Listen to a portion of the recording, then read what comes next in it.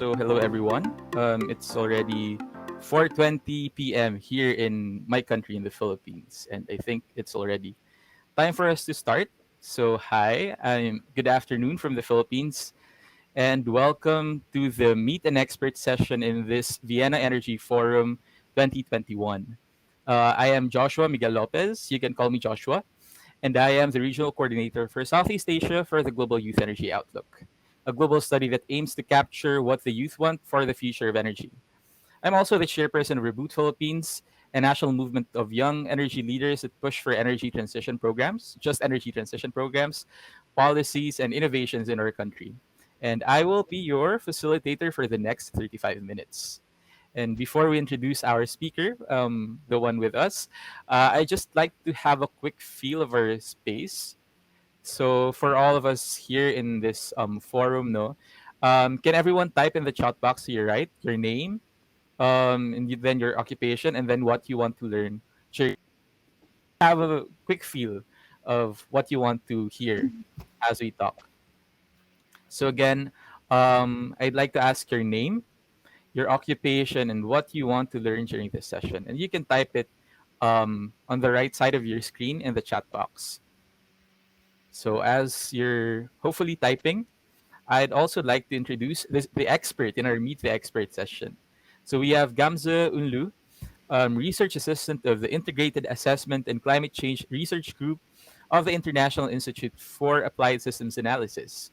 She specializes in designing complex systems, not just from perspective of technical considerations, but also taking into account the closely related regulatory, social, and institutional aspects, which requires a systems approach that integrates technology, human factors, institutions, regulations, and policies.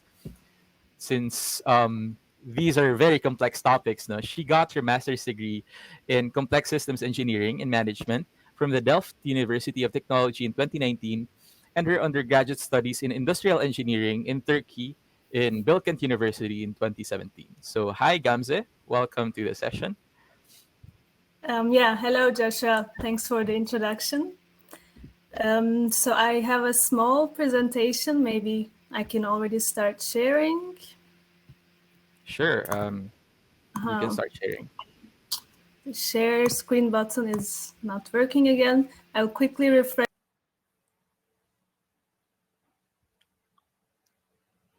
Okay, so as we're waiting for our speaker to come back, I think she's having some technical difficulties.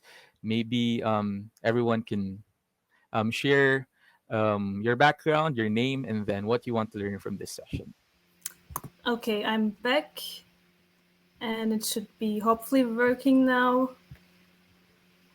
Can you see my screen? Yeah, I can see it.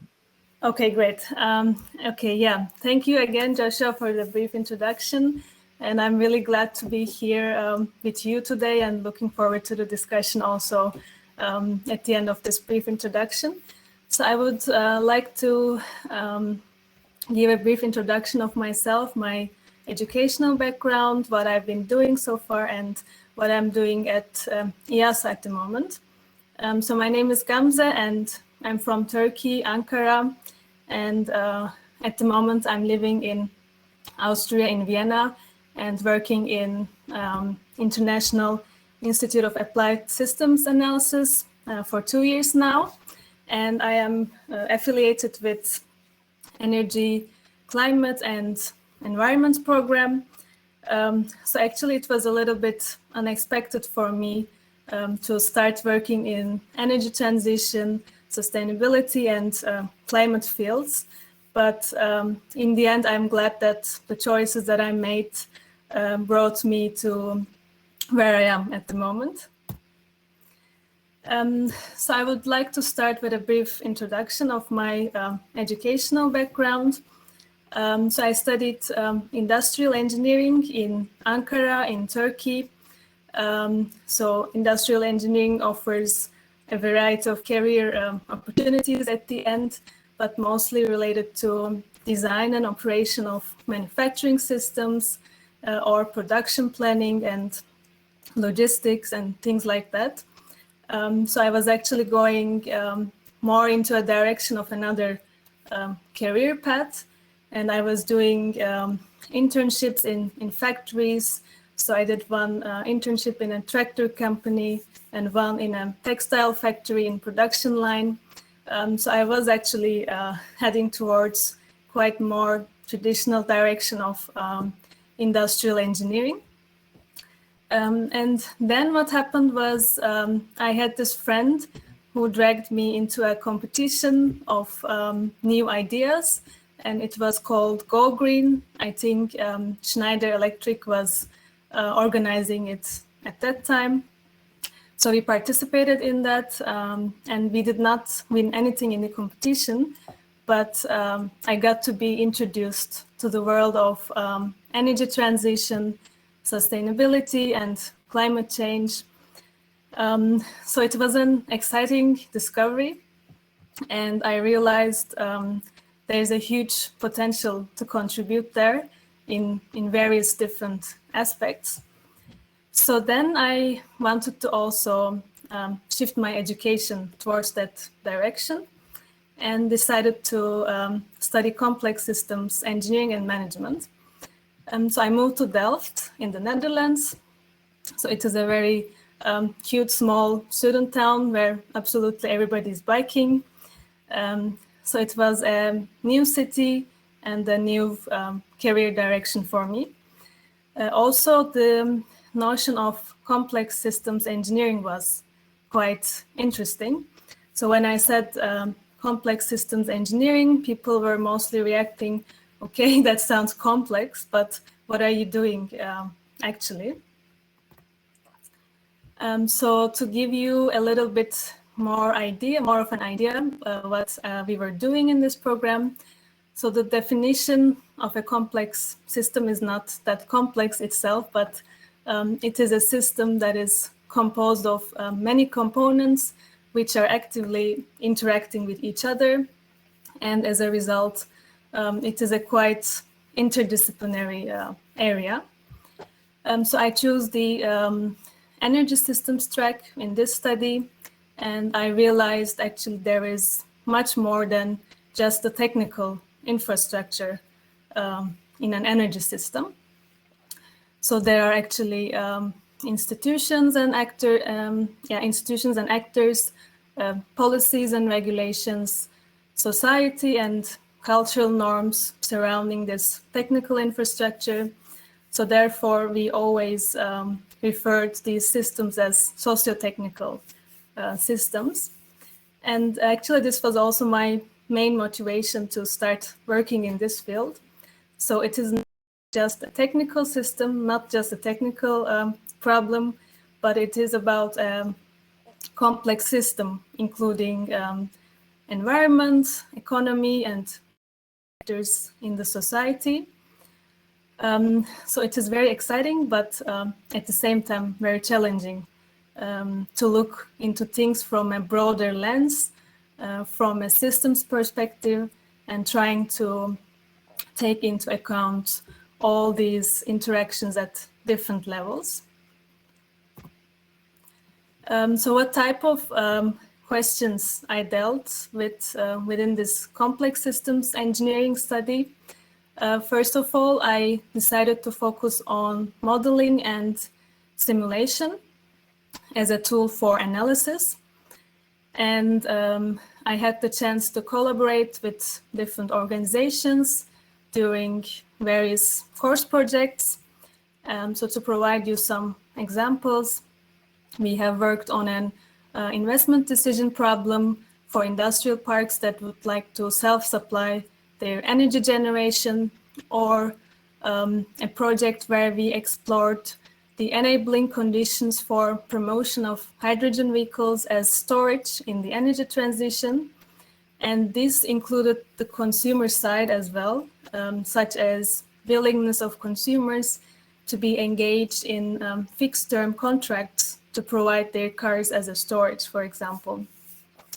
Or another example is in my thesis, where I worked on different scenarios to explore the power to heat coupling as a flexibility option to the grid.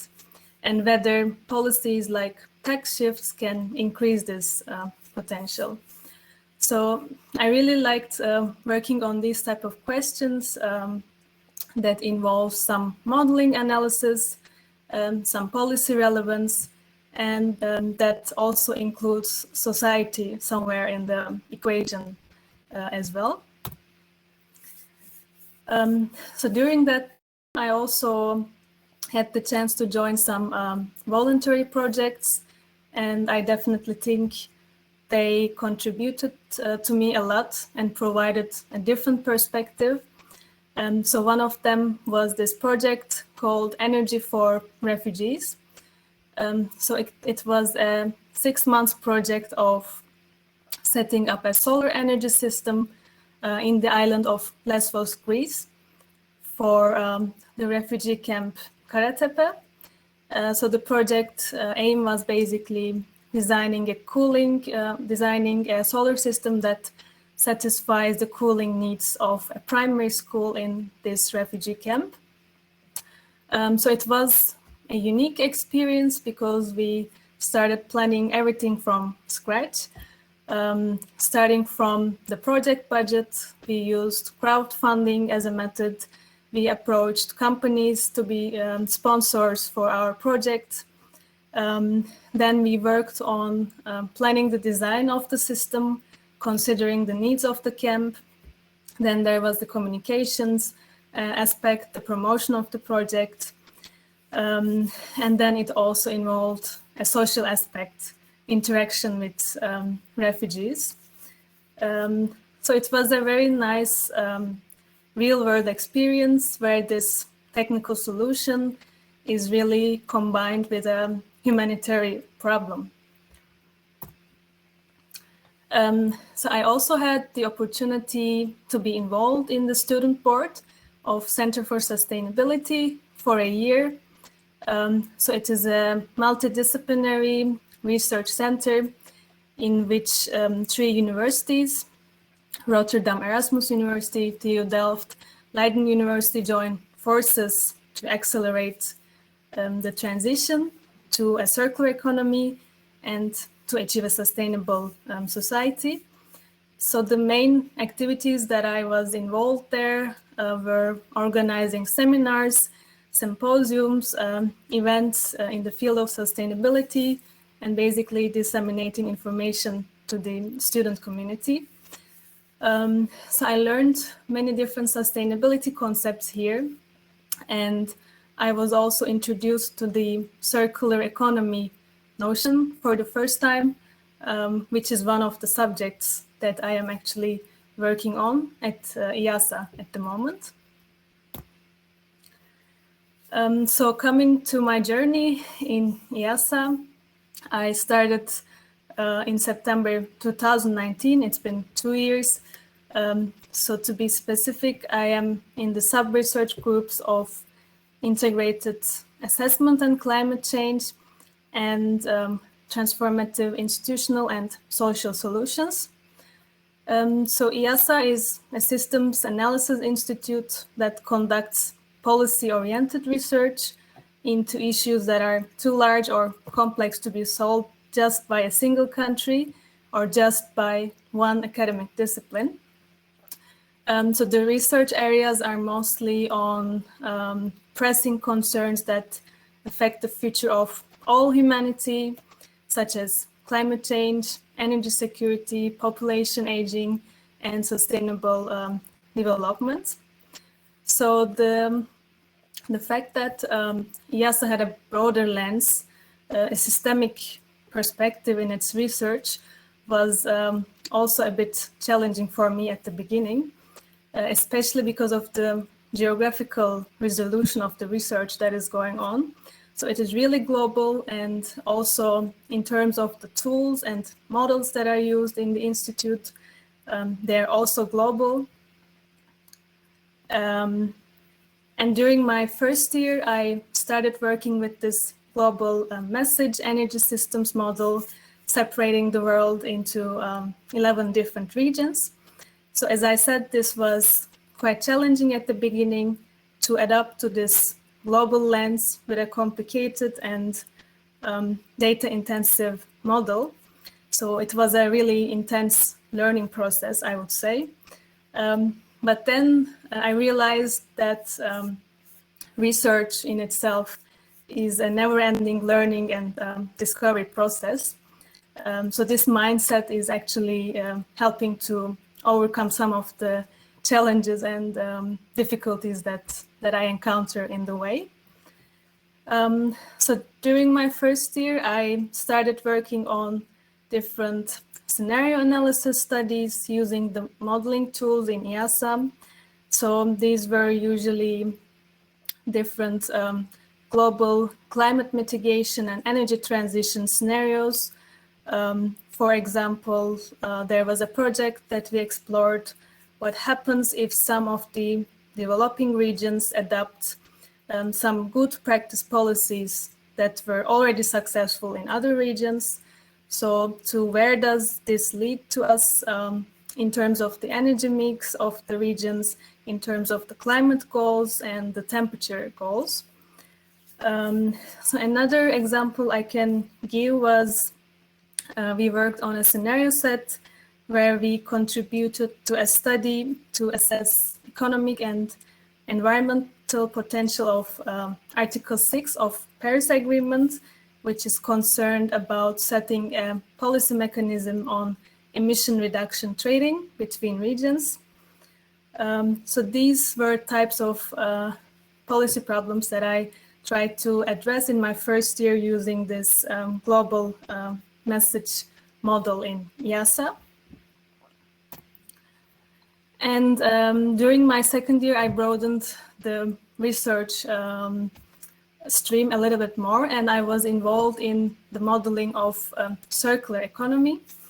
So as you might know, now it is really gaining importance in the policy agendas, especially also with the EU Circular Economy Action Plan that is being discussed. So I can say there are two different aspects of this research. So one is on the energy supply side, which we worked on representing the production of materials in these really energy intensive heavy industries, such as aluminum, steel, cement, and petrochemicals. So we worked on representations of these sectors in our modeling tool. This, I would say, is a bit more technology-focused approach, observing the decarbonization potential in industry sector. And another aspect of this research, which I found quite interesting as well, is the material demand. So how much material the society is consuming and what are the potentials to actually reduce this consumption? What is the potential to change people's behavior so that they consume less? So this is kind of a little bit more the demand side approach. So combining these two different aspects, we would like to observe the potential of circular economy for climate change and its role during the energy transition. So this also involves many different actors. So it would imply for industries some change of business models that are already existing. Or for the society, it would imply some behavioral changes. And then another question would be, what is the social acceptability of these changes that circular economy is going to bring to the society? So this would be, in a nutshell, my focus for the second year at ESSA. And as a concluding remark, I would just like to summarize a usual daily routine for me in ESSA. So as a researcher, it involves a lot of reading. It could be papers that are out there in the literature or some recent policy reports that are published. And as I mentioned, it involves a lot of modeling, so data search, the conceptualization phase, where we translate the real world system into a modeling world. And of course, it involves analysis of the results for insights and policy advices. Then since I'm working with models, it involves also a lot of coding at some points, just tracking down some small errors. Then there is, of course, the presenting the results of the research and research developments to others and sharing those insights. And it is not always individualistic work, but we have constant meeting with colleagues and brainstorming on new ideas and on new research fields. And I would say some of the traits that a researcher should have is obviously curiosity, exploratory approach, and appetite for continuous learning. Also, organization and structure is quite useful. And what I learned is patience is quite important as well throughout the research.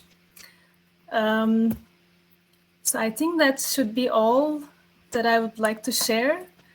I guess we can move to the questions or discussion if there are any. Thank you. Okay, so thank you for sharing your experience, Gamze. And I actually really believe that the systems perspective, no, which you contribute in the research community, is very important in designing systems for the energy transition. As an advocate of just transition myself, no, and as someone who's living in the global south, I see how the discussions in the energy transition is too focused on the technical matters and the technology aspect, and mostly looking from the perspectives of the global north. And as we're working directly with communities here in the Philippines, no, listening to their stories, their fears and their aspirations, that's where you actually feel that energy is more than technology, and it actually involves a lot more things like nature. It involves businesses and governments, and it also involves, of course, human lives. And that's something that hopefully is better captured as we move along the energy transition in each of our own countries, in each of our own regions. So before we proceed, I'd like everyone to please ask your questions to Gamze. And then for those who want to speak, please feel free um, to register yourself or stand up here in the platform, no, so that we can invite you on our screen. But if you're shy or if you want just to write your questions, you can just write it in the Q&A box on your right. So we have one question here. So from Danny Morales, how do you ensure different perspectives are included in the models? Like for example, and this is something interesting for me, um, the differences between developed economies and versus developing economies. Yeah, I mean, that's definitely a good question. So the technical differences are easy to, of course, include in the model. So if there are different costs parameters for different regions, then this is obviously something that is easier to include in the models. But these societal aspects and the different cultural norms or behaviors in different regions, these type of things are really difficult to include in models. So that's why we also have this other research stream in the Institute at the moment, analyzing the feasibility of these transition scenarios that the models are producing. So this framework of feasibility looks into various aspects, political feasibility of these scenarios, considering the political situation in various different regions, or sociocultural aspects of sociocultural aspects in different regions. So these are kind of ex post evaluations that should be really done in combination with the modeling results.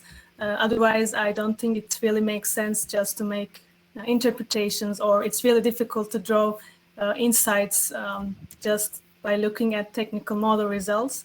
So it's really important to consider these regional differences. So to the extent that we can do, we are trying to involve them in the models just by different costs or things like that, or the rest is mostly ex post evaluation and by using a feasibility framework that would assess that.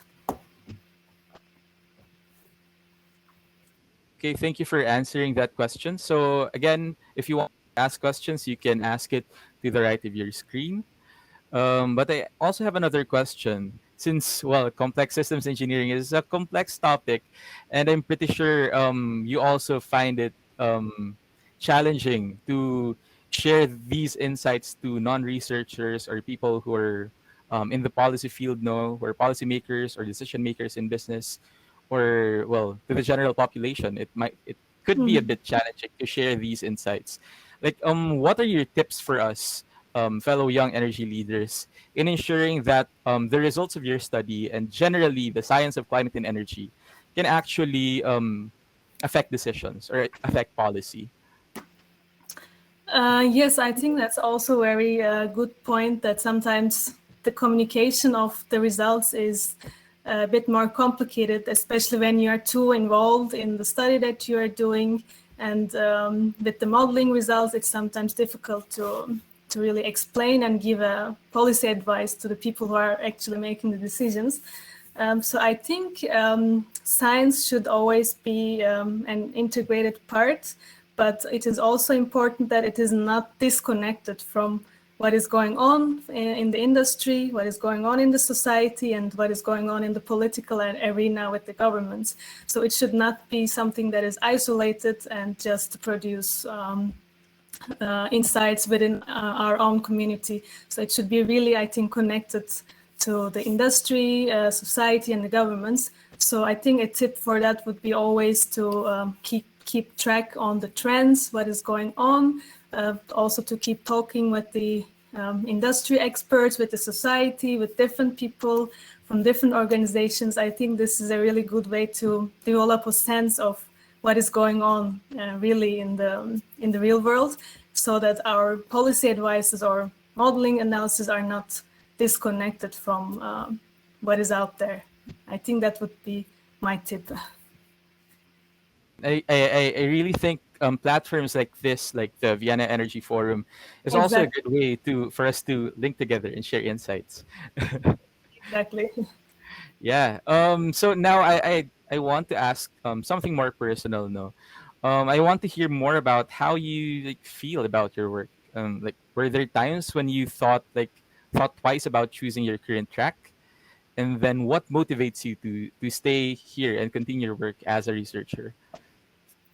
Yeah, I mean, of course, there are times that work is challenging and, of course, tiring. But as you say, there's always a motivation for you to keep going. And I think for me, this would be the like-minded people that I'm working together, the scientists, and the motivation of really contributing to huge societal challenge that we are facing at the moment. So this is really something that motivates me if I'm having some difficulties or challenges, and also being surrounded by really like-minded, enthusiastic people who really wants to come up with solutions for this huge challenge that we're facing.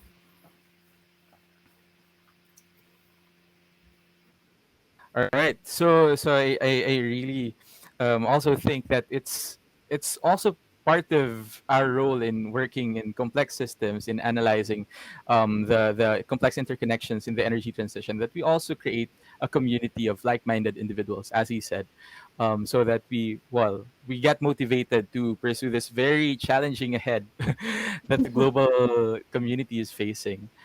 Yeah. So, as we're waiting for other questions, I also have another question again, and this is something that's really close to my heart. No, being someone again from the global south, who sees how researchers from other parts of the world don't get as much presence in global discussions.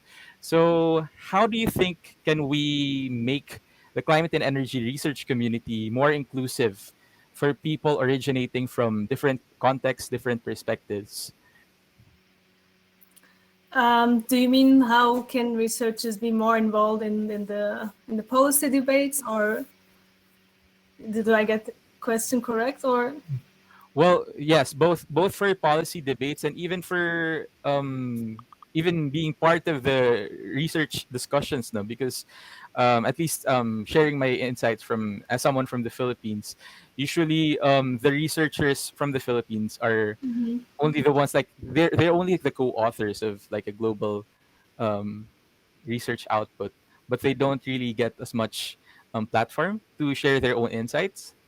So I just wanted to hear your thoughts as someone who's working in the research community yourself, or what do you think are the ways to make it more open for everyone, regardless of origins?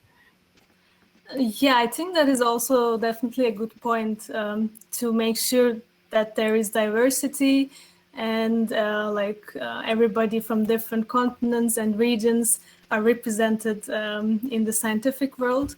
So as a starter, I think yeah, conferences or events like Vienna Energy Forum and these type of things are the activities that are connecting people from all around the world. So yeah, since the morning, I've seen people from South Africa, like South America, talking and saying what they think.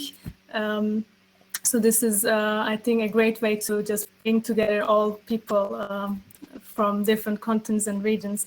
And regarding the scientific community, I think, again, these type of conferences or more policy-oriented debates and events like that, and ensuring that there is representative from each continent and region. So these type of things can be maybe a solution, I would say. Yeah. Um, and I wanted to jump off from that question to kind of loop into our first question. No? Since you mentioned earlier that your work is mainly analyzing energy systems in each of 11 regions in the world. No, how do what factors do you consider when you're analyzing energy systems in each of these regions, and how do results differ from one region to another? So yeah, this model that I'm working on is mostly a techno-economic model. So it is very rich in terms of the technologies that is represented, and we are also representing the existing energy system coming from like the past decades. So it is also possible to see how this hinders the transformation at some point. So one regional aspect that I can think of now is, for example, in Africa, the energy's infrastructure is not all set yet. So it is easier to set up renewable energy there from scratch because there's there are no stranded assets or things like that we observe in the other regions. So these type of really technological differences, the existing infrastructure or the cost differences, these type of things that we are really able to represent in the model and see the transition until the end of the century with some different policies, for example. All right. So we're about to end our session. So before we end, would you like to share some final words with our audience? I mean, I think this is really great that Vienna Energy Forum is organizing this, especially involving the youth.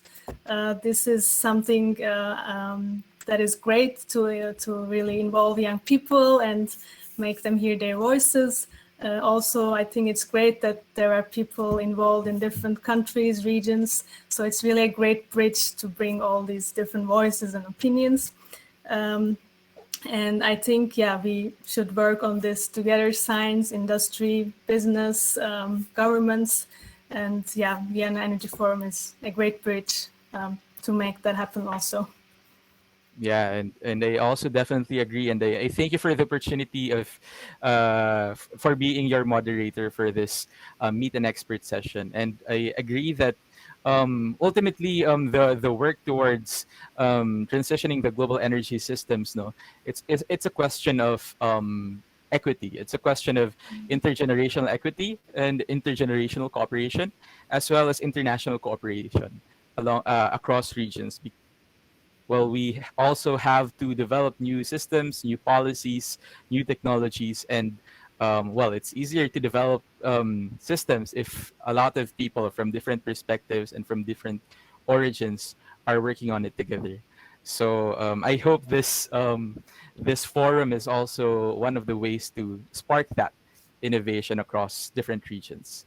So now we're about to end our session, and thank you again so much, Gamze, for sharing with us how it is to be a researcher on energy, climate, and environment. And definitely, the world needs the skill and intelligence of people like you so that we can conceive systems that will wean us off our dependence on carbon. So, yeah, I'd also like to thank our participants for sticking with us, and I really hope you've enjoyed the discussion, and I hope you learned a lot from it. So, goodbye, and enjoy the rest of your stay here in the forum. Goodbye.